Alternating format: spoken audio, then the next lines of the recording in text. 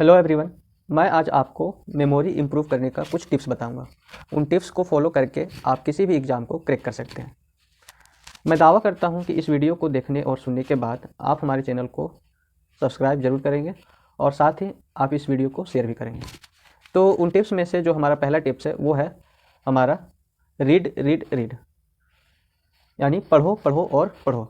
जब आप कोई चैप्टर पढ़ते हो तो उस चैप्टर को एक बार पढ़ने से थोड़ा सा समझ में आता है, और अगर आप उसी चैप्टर को फिर दूसरी बार पढ़ते हो तो पहली बार से कहीं अधिक आप उस चैप्टर के विषय में दूसरी बार में समझ लेते हैं।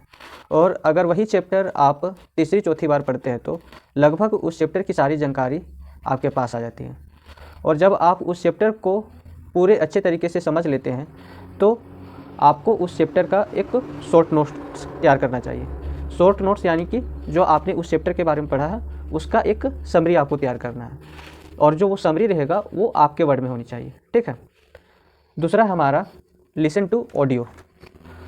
अगर आपको उस चैप्टर को समझने में कोई दिक्कत होती है या फिर उसे पढ़कर भी आप उसे समझ नहीं पा रहे हैं तो आप YouTube से उसका ऑडियो और वीडियो देख और सुन के उसे आप अच्छे तरीके से समझ सकते हैं। क्योंकि अगर आप किसी मूवी को देखते हैं तो उसे आप 6 महीने या फिर साल भर तक उसके सीन और डायलॉग को याद रखते हैं। तो उसी तरह अगर आपको भी उस चैप्टर को सिनेमेटिक तरीके से दिखाया जाए या फिर आप उस चैप्टर को अपने मन में सिनेमेटिक तरीके से सोचते हैं तो आपको वह चैप्टर लंबे दिनों तक याद रहेगा। ऑडियो और वीडियो देखने और सुनने के बाद आप उस चैप्टर का एक की नोट्स तैयार कर लें, क्योंकि पढ़ के तो आपने उसका शॉर्ट नोट्स लिख लिया था। अब उसी शॉर्ट नोट्स या समरी से आपको की नोट्स तैयार कर लेना है। की नोट्स का मतलब उस समरी का 8 से 10 पॉइंट में निचोड़। ठीक है। यानी कि जो आपने समरी लिखी थी पढ़कर, अब उसे आप पढ़ भी लिए और देख भी लिए और सुन भी लिए, तो आपको उसका एक की नोट्स तैयार कर लेना है। ठीक है। की नोट्स जो कि 8 से 10 पॉइंट में आपका आ जाएगा, यानी कि पूरे समरी का एक निचोड़ होता है की नोट्स। या की नोट्स आपको एग्ज़ाम टाइम या क्वेश्चन सॉल्व करते समय काफ़ी मदद करेगी, या की नोट्स आपको एग्ज़ाम टाइम या क्वेश्चन सॉल्व करते समय ब्रह्मास्त्र का रोल अदा करेगी। ओके। तीसरा पॉइंट है हमारा राइट थिंग्स डाउन। इसका मतलब यह है कि आप उस चैप्टर से नोट्स और की नोट्स तैयार कर लिए हैं। अब आपको उस चैप्टर के क्वेश्चन को सॉल्व करना है उस शॉर्ट नोट्स और की नोट्स की मदद से। उस चैप्टर के क्वेश्चन को सॉल्व करने से अब आप यह अनुमान लगा पाएंगे कि कौन सा क्वेश्चन एग्ज़ाम में आने लायक है और कौन नहीं। तो ये सारी चीज़ें करके आप अपने समझने, पढ़ने और याद रखने की शक्ति को भांप सकते हैं कि आप कितने पानी में हैं।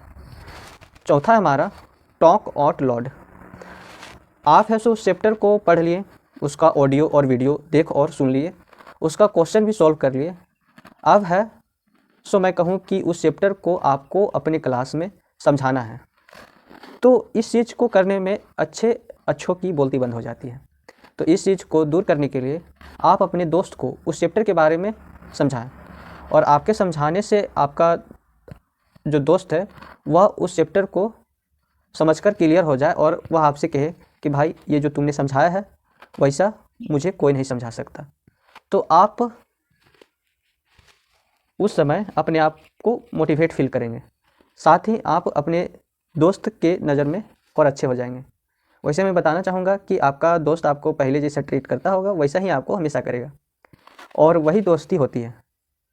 दोस्ती में कंपैरिजन नाम की चीज़ नहीं होनी चाहिए, नहीं तो वह दोस्ती दोस्ती नहीं कुछ और है। ठीक है। पांचवा पॉइंट है हमारा माइंड मैपिंग। ओके। तो माइंड मैपिंग मेमोरी को इम्प्रूव करने का सबसे अच्छा और सबसे सही तरीका है, क्योंकि अगर आप अपने मेमोरी में किसी चीज़ का मैप बना ले तो आप उसे जीवन भर याद रखेंगे। जैसे मैं माइंड मैपिंग का एक आभास कराता हूँ आपको। आपने कहानी सुनी होगी कछुए और खरगोश की। अब मैंने जैसे बोला कि मैं कछुए और खरगोश की कहानी सुना रहा हूँ, वैसे ही आपके दिमाग में कछुए और खरगोश की कहानी का आप एक मैप आपके मन में तैयार हो गया। ठीक है। यानी कि आप सोचने लगे कि एक कछुआ था, एक खरगोश था, दोनों में आपस में रेस होती है, कछुआ हार जाता है नहीं, कछुआ जीत जाता है और खरगोश हार जाता है। ठीक, तो यह है सो आपके माइंड में एक मैप तैयार हो गया होगा इसका। ओके, उसी तरह मैं कहूँ कि आपको एक हाथी का चित्र बनाना है, तो आपको हाथी का नाम सुनते ही आपके दिमाग में उसका एक मैप तैयार हो गया होगा। तो यही है माइंड मैपिंग। ठीक है, यानी कि जैसे मैं बोलूँ कि आपको मछली का चित्र बनाना है, तो आपने सोचा कि मछली पानी में रहती है, आपके दिमाग में एक मैप बन गया कि मछली पानी में रहती है। ठीक है, और मछली का शेप कुछ इस तरीके से होता है। ठीक, तो इस टाइप से माइंड मैपिंग करनी है आपको। ओके, इसका मतलब यह है कि आप जो पढ़ रहे हैं उसे आप अपने दिमाग में उसे मैप की तरह उतार लें, क्योंकि जो चीज़ हमारे दिमाग में मैप की तरह छप जाती है वह जीवन भर नहीं हटती है।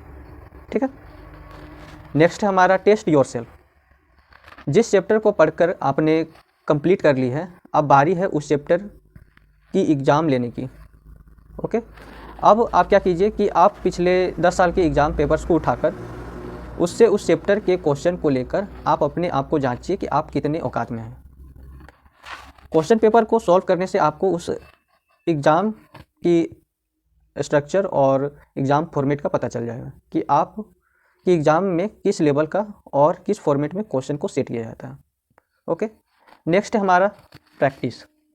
आप अपने मेमोरी को इम्प्रूव करने के लिए उस चैप्टर को जो आपने पढ़ लिया है उसे 2-3 सप्ताह बाद उस चैप्टर को फिर से प्रैक्टिस ज़रूर करें। ठीक है, प्रैक्टिस करने से आप पढ़े हुए चीज़ को लंबे समय तक याद रख सकते हैं। जैसे मैं बता दूं कि अगर किंग कोहली भी 2-3 महीने तक क्रिकेट खेलना या फिर उसका प्रैक्टिस करना छोड़ देते हैं तो वो पहले के मुकाबले बहुत ही कम प्रदर्शन कर पाएंगे। ठीक है, इसलिए जो प्रैक्टिस है वो हर फील्ड में लागू होती है।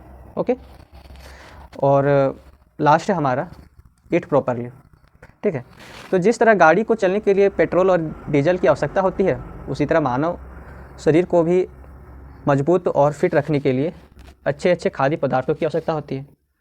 जो अपने खान पान को सही रखते हैं उसका दिमाग भी अच्छा काम करता है और वह व्यक्ति काफ़ी ऊर्जावान भी दिखता है। भाई, अच्छा खाना खा के मोटा मत हो जाना, उसको एक्सरसाइज करके या फिर कोई शारीरिक काम करके उसे खाने के रस को नस नस तक फैलाकर फिट रहना है। ठीक है, अगर यह वीडियो आपको अच्छी लगी हो तो इसे आप अपने दोस्तों के साथ ज़रूर शेयर करें और हमारे चैनल को भी सब्सक्राइब करें। धन्यवाद।